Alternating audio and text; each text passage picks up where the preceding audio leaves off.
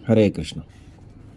श्रीमद् भागवत का अंतिम श्लोक 12वें स्कंद के 13वें अध्याय का लास्ट वर्स 23वां वर्स इसमें कहा गया है, this is the conclusion of Shrimad Bhagavatam. ये भागवत का अंतिम श्लोक है, इसके आगे कुछ नहीं है। तो कहते हैं, नाम संकीर्तनम यस्य सर्व पापै प्रणाशनम प्रणामो दुख शमनस तम नमामि हरिम परम। नाम संकीर्तनम यस्य, जिनके नाम संकीर्तन से सर्व पाप प्रणाशनम, सभी पाप प्रनाश हो जाते हैं। प्रनाश का अर्थ है प्रकृष्ट रूपेण नश्यति इति प्रणाशनम। अब प्रकृष्ट रूप का अर्थ क्या होता है? प्रकृष्ट का अर्थ होता है कंप्लीट, उत्कृष्ट रूप से, एक्सेलेंट क्लेंजिंग ऑफ द पाप कर्मास, पूर्णतया उसके ट्रेसेस भी नहीं रखता है पाप के, इसको कहते हैं प्रणाशन। अच्छा, कौन कौन से पाप? तो कहते हैं सर्व पाप। ऐसा एक भी पाप इस जगत में नहीं है जिसका नाश भगवान का नाम संकीर्तन नहीं कर सकता है। सर्व पाप प्रणाशनम, तो जिनके नाम संकीर्तन से समस्त पापों का नाश होता है।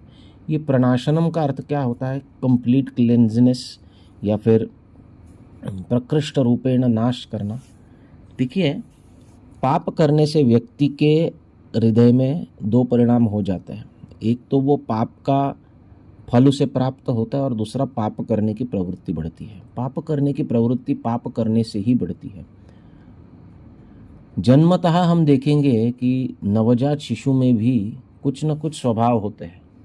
किसी को कुछ अच्छा लगता है तो किसी को कुछ अच्छा लगता है, और माता पिता हो चाहे दादा दादी हो, ये इस बात को बारंबार कहते हैं, इसको ये पसंद है, उसको वो पसंद है। अब ये पसंद कहाँ से आ गया? ये तो अभी नवजात शिशु है, इसने तो कुछ अनुभव नहीं किया है। ये पसंद नापसंद कहाँ से आ गए?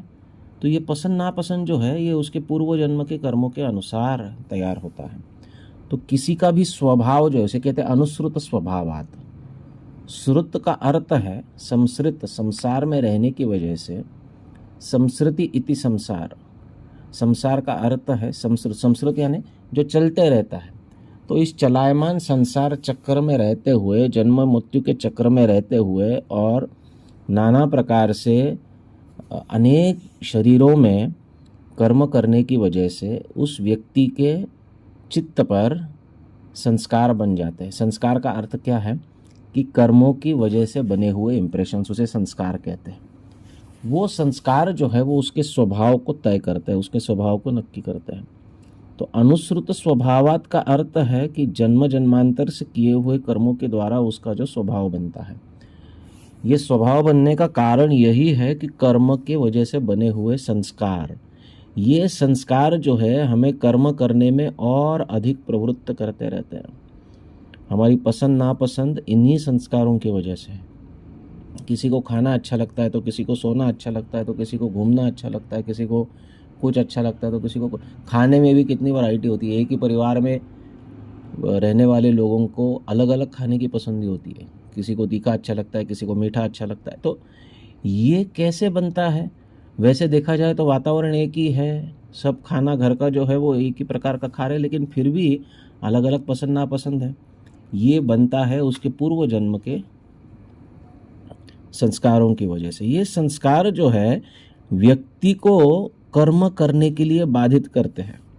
उसे रूप गोस्वामी पाद भक्ति रसामृत सिंधु में कूटम कहते हैं।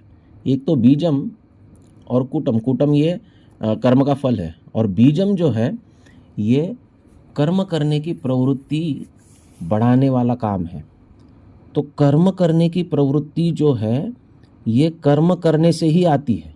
तो कर्म करने से कर्म का फल, दुख या सुख, जिस किसी भी रूप में हो, पाप के रूप में अगर कर्म है तो उसका दुख मिलेगा, पुण्य के रूप में है तो उसका सुख मिलेगा। और ये सुख या दुख के अलावा पुनश्च उस कर्म को रिपीट करने की, वो कहते हैं ना, ईट वॉच स्लीप एंड रिपीट ये रिपीट वाला जो काम है वो यही से आता है। कर्म करने से ही कर्म की प्रवृत्ति बनती है। तो ये रिपीटेशन ऑफ कर्मा, ये उस कर्म करने की वजह से आता है। अब अगर किसी व्यक्ति को दुखों से मुक्त होना है, जन्म मृत्यु के चक्र से मुक्त होना है, या फिर उसे इस संपूर्ण संसार चक्र से मुक्त होकर भगवत धाम की प्राप्ति करनी है, भगवान के प्रेम की प्राप्ति करनी है, तो उसे मुमुक्षु कहा गया। उस व्यक्ति को जिसकी इच्छा है कि वो मुक्त हो जाए उसे मुमुक्षु कहा गया है। तो मुमुक्षु जन क्या करेंगे? अगर उनको इन सभी कर्म के चक्रों से कोई भी साधक, हम हरे कृष्ण महामंत्र का जप कर रहे हैं, भक्ति कर रहे हैं, इसका मतलब हम मुमुक्षु है। क्यों मुमुक्षु है? क्योंकि हमको मुक्ति की इच्छा, इसलिए तो हम कर रहे हैं। अगर भुक्ति की इच्छा से कोई भजन कर रहा है तो वो वास्तविक उस भजन को, अपने स्वयं के भजन को जस्टिफाई नहीं कर रहा है, उसको जस्टिस नहीं दे रहा है। तो भजन जो है ये मुक्ति की इच्छा से, मोक्ष की इच्छा से, मोक्ष का अर्थ सायुज्य मुक्ति नहीं, मोक्ष का अर्थ है जन्म मृत्यु के चक्र से मुक्त होकर भगवान की सेवा में रत होना, ये मोक्ष का वास्तविक अर्थ है। तो ऐसे मोक्ष की इच्छा से ही भजन किया जाता है, और ये भजन जो है ये करने वाला व्यक्ति, इसको मुमुक्षु कहा गया। तो हम भी मुमुक्षु हैं। अगर हमें इच्छा है कि भगवान की भक्ति की जाए, भगवान के चरणों को प्राप्त किया जाए, भगवान के धाम को प्राप्त किया जाए, तो हम मुमुक्षु हैं। तो मुमुक्षु जन इस कर्म के चक्र से पूर्णतया कैसे बच सकते? पूर्णतया का अर्थ है कर्म करने, कर्म के फल से बचना और कर्म करने की प्रवृत्ति से बचना। प्रायश्चित्त और भगवत भजन में क्या अंतर है? प्रायश्चित्त भी कर्म के फल को नाश करता है। जैसे हम तीर्थ में स्नान करते हैं या फिर हम अलग अलग अनुष्ठान करते हैं, कोई पाप हमसे हो गया तो उसके प्रायश्चित्त में कोई कर्म करते हैं, दान देते हैं या पुण्य करते हैं। ऐसा सोचते हैं कि पुण्य से पाप को काटा जाएगा, लेकिन ऐसा होता नहीं है। पुण्य का फल अलग मिलता है, पाप का फल अलग मिलता है। तो कर्म करके, प्रायश्चित्त करके हम कर्म को काटने का प्रयास करते हैं, परंतु ऐसे कटता नहीं है। तो अगर संपूर्णतया इस कर्म को काटना हो, कर्म के फल को भी काटना हो और कर्म की प्रवृत्ति को भी काटना हो, तो क्या करना चाहिए? तो संपूर्ण भागवत कहने के बाद, पूरे 12 स्कंद बताने के बाद कहा गया है कि देखिए, ये सब का सार यही है कि नाम संकीर्तन करना चाहिए। जिनका नाम संकीर्तन करने से सर्व पाप प्रणाशनम, सभी प्रकार के पाप संपूर्णतया उनका नाश होता है, कट जाते हैं, ऐसे प्रभु को। और प्रणामो दुख शमनस, दुखों को शमन करने वाला है। हम सब है ना इस भौतिक जगत में दुखों से ही परेशान है। कोई भी जीव देखिए दुखों से परेशान है। एक साधक भी दुखों से परेशान है, एक कर्मी भी दुखों से परेशान है। तो साधक अपने नाम संकीर्तन को जितना अच्छी तरह से करेगा उतना उसके दुख जो है वो शमन होते जाएंगे। एक कर्मी तो क्या दुखी है ही है, दिन रात दुख में ही रहता है। तो कर्मी के लिए भी यही कार्य है, साधक के लिए भी यही कार्य है, एक शुद्ध भक्त के लिए भी यही कार्य है। ये संपूर्णतया एक कंप्लीट सोल्यूशन है। कंप्लीट सोल्यूशन का अर्थ क्या है? किसी भी कैटेगरी के व्यक्ति के लिए बस एक ही सोल्यूशन है। जैसे प्रभुपाद कहते हैं ना कि मेरे पास और कोई दूसरा उपाय नहीं है हरे कृष्ण महामंत्र के अलावा। इसको करना ही हमारे जीवन का अंतिम कर्तव्य, क्योंकि श्रीमद् भागवत का यही कंक्लूजन है। सर्व पाप प्रणाशनम प्रणामो दुख शमनस तम नमामि हरिम परम।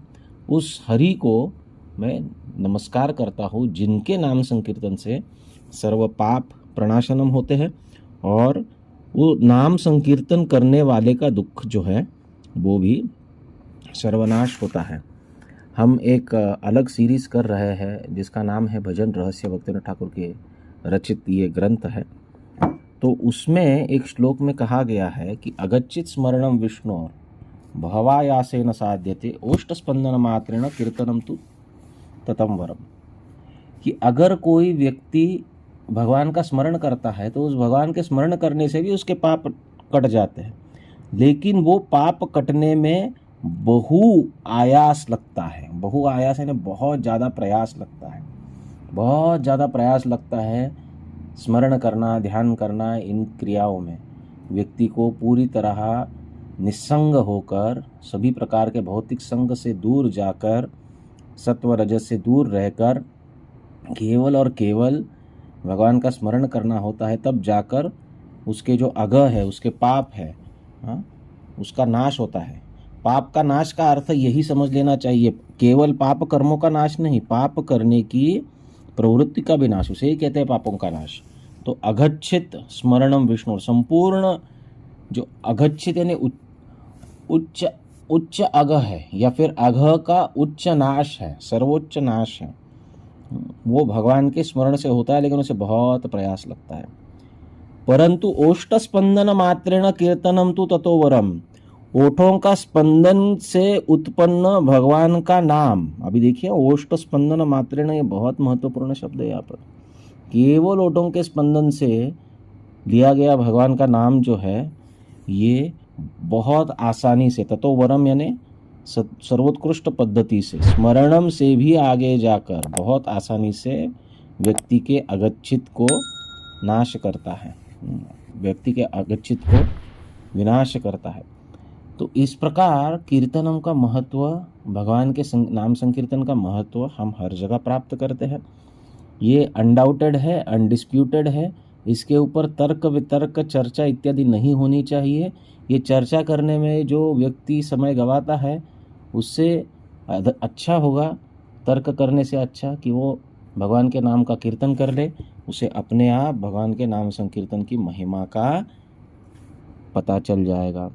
और यही शास्त्र का अंतिम उपदेश है। हरे कृष्ण कृष्ण कृष्ण हरे हरे, हरे राम राम राम हरे हरे।